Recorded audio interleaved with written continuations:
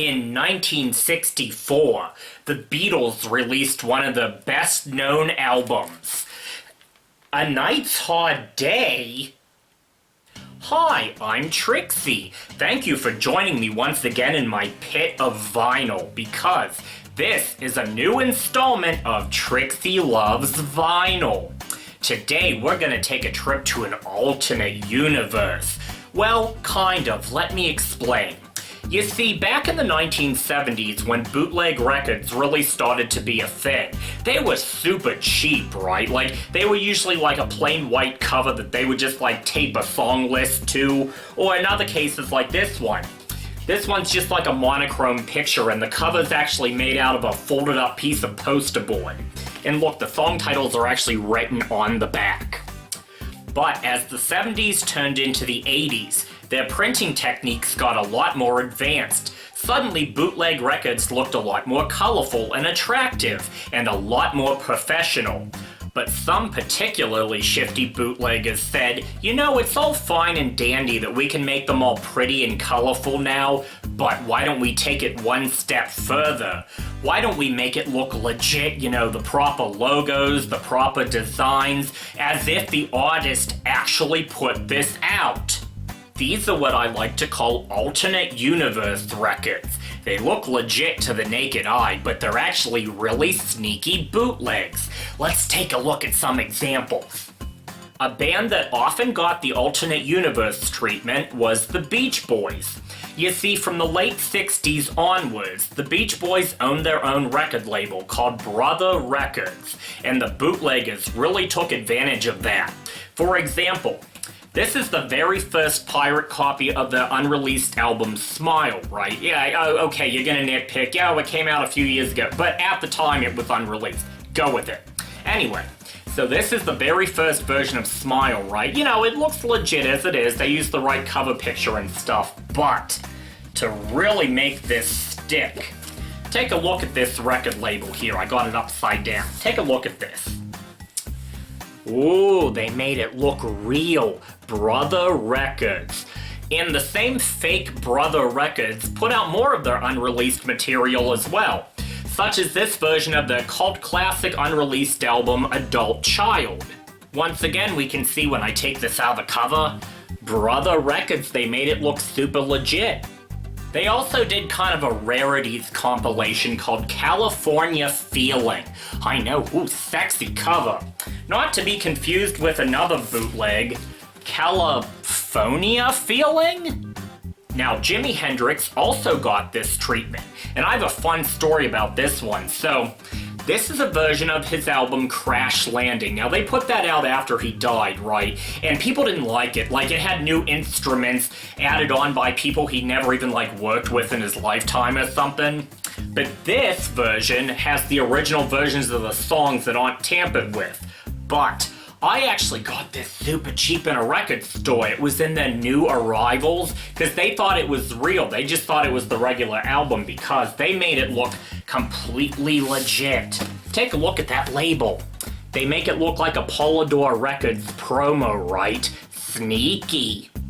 This one's similar, but this one kind of plays with the idea. Like, it looks legit at first until you look close to the label and realize it's Poly Boy Records? And of course, Pink Floyd got dragged into this fun too. You see, when they first started out in England, they were on a label called Harvest Records, and the bootleggers took advantage of that. Like, this one here has alternate versions of the songs from the album Ummagumma. I think I'm saying that right. Everyone says Ummagumma differently. Anyway, but check out the label on this. And what did I tell you? These phonies made it look like Harvest Records. Finally, we need to take a look at the Beatles. The Beatles. They got this treatment more than any other band around. There were so many deceptive bootleggers that said like, oh, let's stick an Apple Records label on this. The public won't know the difference. Huh. And of course, there are tons of examples, and I'm not going to show all of them to you, but I have some classic examples that stand out. Here's a particularly famous example. This one is called Collector's Items. Now, this claims to be a promotional item from Capitol Records, which was the Beatles' American label. Has like hard-to-find singles on it and stuff. But they really went all out. Just take a look at the album here. They got a purple Capitol Records label from the 70s, right? Like it looks totally legit. And this album was being sold at Beatles conventions, and DJs were saying, well, where's my copy? That's the Beatles' new album, right? Collector's items. And Capitol went, I don't know. But that's the thing, it was total BS. It was crap. Some fan put that together and made it look legit. But eventually, Capitol actually got the better of them because they compiled an almost identical album called Rarities. And this was legit, this was official. Put this out on the market, and they actually ripped off the bootlegger. Now, how many times has that happened? Now, this one's kind of cheating, but I'll explain why in a second. So, this one's called Sessions. Yeah, if you've seen my other videos, I threatened to smash this over my head in one of them. I wouldn't really, though, because this is a real gem. You see, a few years after John's passing, the Beatles record label, see, Polyphone Records, that's in England, that was the original label over there. They were going to put out an all-new album of unreleased Beatles songs, and it was all ready to go. This was probably going to be the cover, right? And the remaining Beatles went, no one consulted us. We didn't say yet. No, take that away. And so Sessions never came out, but since all the assets were compiled, you know, this was all designed and put together, these knockoff copies started sneaking out into the market, right? And, I mean, it looks legit, you know, like I said, it has that logo up there, it has the logos on the back, claims to be a promotional album again. But, you know, this one's cool, though, because this album actually almost did come out, right? And then it didn't, so, like, this is the closest I can find. This is cool. Now, this one's a little more subtle. This one is called Return to Abbey Road, right? And I love this cover. It's actually an alternate picture from that photo shoot when they walked back across the street. This one doesn't cover itself with a lot of like Capitol or Apple labels or anything, but this one claims to be from the fan club. It's a fan club exclusive, which is crap. It wasn't. But it does look real professional though, because they got that nice picture on the front. On the back for the song titles, they even found the same font as Abbey Road. Real well done. Now, I mean, they kind of do the Apple label here. They kind of got a spoof of it where it's the core of an apple, but, you know, close enough. Which brings us to our last ones, the infamous Fake Apple series. Now, the same bootlegger from Australia in the late 80s put out a ton of these. Alternate versions of the albums, all with these spoof covers, all claiming to be from Apple Records. And how many of these were there?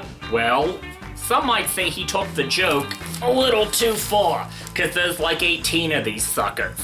And I mean, these really go out of the way to look like the alternate universe Beatles albums, because they all have a real-life equivalent, like Magical Mystery Tour becomes Tragical History Tour, Revolver becomes Revolting, oh, I can't show that one. Now, I'll tell you what, these really took the alternate universe concept to new heights, right? Well, anyway, I have been Trixie. Thank you for joining me on Trixie Loves Vinyl. I'll have another video out before too long, but until then, you all have a good day.